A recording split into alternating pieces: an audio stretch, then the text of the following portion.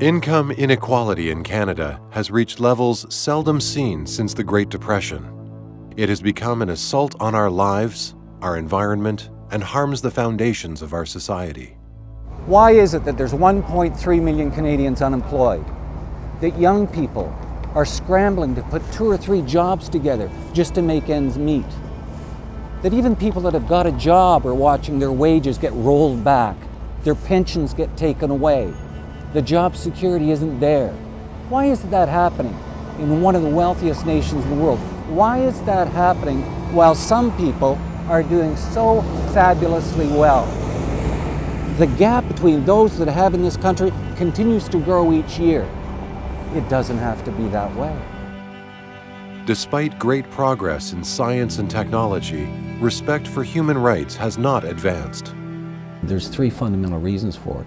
One is there's been this unprecedented attack on labor rights over the last 30 years.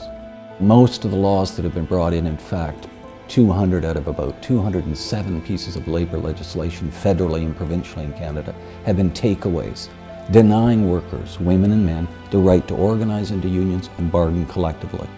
And what social scientists tell us today is that about 20% of the growth in income inequality in the last 30 years is a result of the demise or the diminishment, the degradation of workers' ability to organize into unions and bargain collectively. And successful economies make stuff. They don't just dig it out of the ground, sell it cheap, ship it overseas and buy it back. Without an industrial strategy, it means that we end up with lousy jobs, part-time contingent work, service sector jobs, not good jobs that we can build careers on and build families around. And that leads to income inequality.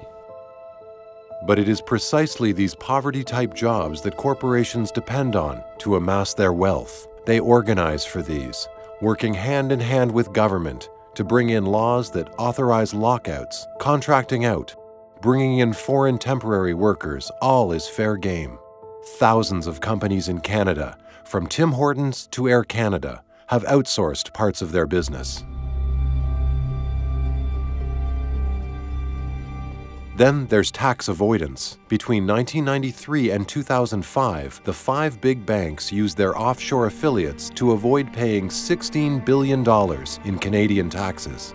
And over the last few years, the government has given a further $60 billion of our tax money as a further incentive to corporations. They have spent $60 billion of everybody's money, and they've taken it out of the central pot, through which we provide public services and so on and so forth. They've taken $60 billion and spent it on corporate tax giveaways. Well, in the absence of money to pay for quality public services, then what you see is a rise in income inequality, because public services are intended to give everybody essentially a shot at life. Today, corporate profit has become the only aim of our economy. But more and more, people are beginning to question the legitimacy of this. We have to keep clearly in mind that people and nature are why we build an economy. What we're doing now is we're building economies based on simply profit.